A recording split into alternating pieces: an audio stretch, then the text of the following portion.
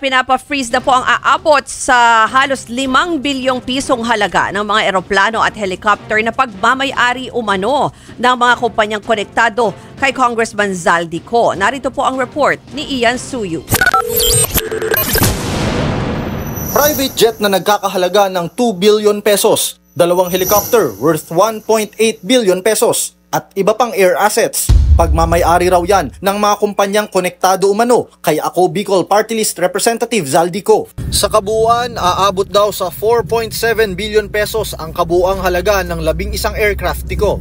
Nakalista ito sa assets ng Misbis Aviation and Development Corporation at Hightone Construction. 114 million pesos naman ang chopper ng isa pang top contractor ng flood control projects sa bansa na QM Builder.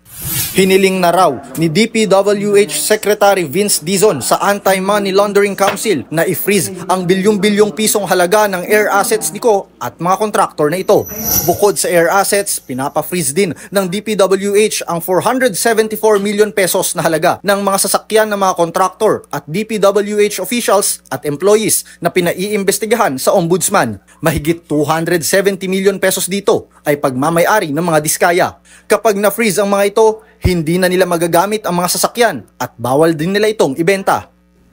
Maniwala po kayo, umpisa pa lang po ito sa mga hahabulin nating mga assets. Hindi po kami titigil hindi mabawi ang pera ng taong bayan.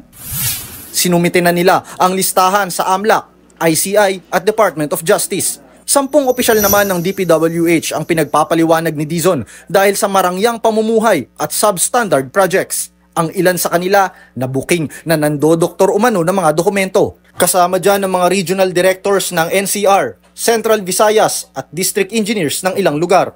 Maluluhong mga pamumuhay.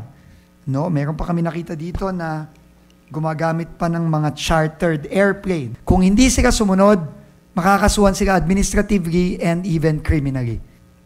Huwag nyo nang hintayin yung mangyari sa inyo, yung nangyari kay Alcantara, kay Hernandez, kay Mendoza et al.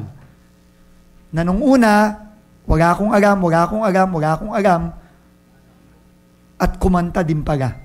Binigyan sila ng 5 araw para magpaliwanag. Hindi naman nagulat si Dizon sa inamin ni dating DPWH Assistant District Engineer Bryce Hernandez na lahat ng proyekto sa Bulacan, 1st District ay substandard. Sa lahat ng mga nakita namin, hindi ako nagugulat dun sa sinabi ni Bryce Hernandez. Pero, tingin ko hindi lang to 1st District of Bulacan. We have no choice. We have to fix them. Naging emosyonal din si Dizon nang ilarawan ang malawakang korupsyon sa mga proyekto sa DPWH. Kahapon nga, sabihin ko sa inyo, muntik na akong tumalon dun sa tulay na hindi natapos ng 8 years eh.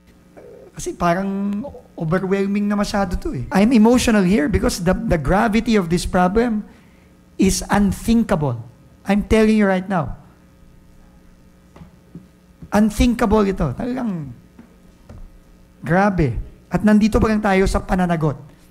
Part 1 pa lang tayo. Nagbabalita mula sa Frontline, Ian Suyu, News 5. Mga kapatid, ako po si Ruth Cabal. Dito tayo sa totoo, dito tayo sa True FM. Mag-follow at mag-subscribe din po kayo sa aming social media accounts at True Network PH. Diyan po yan sa aming X na dating Twitter, sa FB, sa Instagram, sa YouTube, sa TikTok at sa mga podcast. At syempre, tutok din po kayo sa Signal True TV Channel 19. Dito tayo sa totoo, tunay at tapat.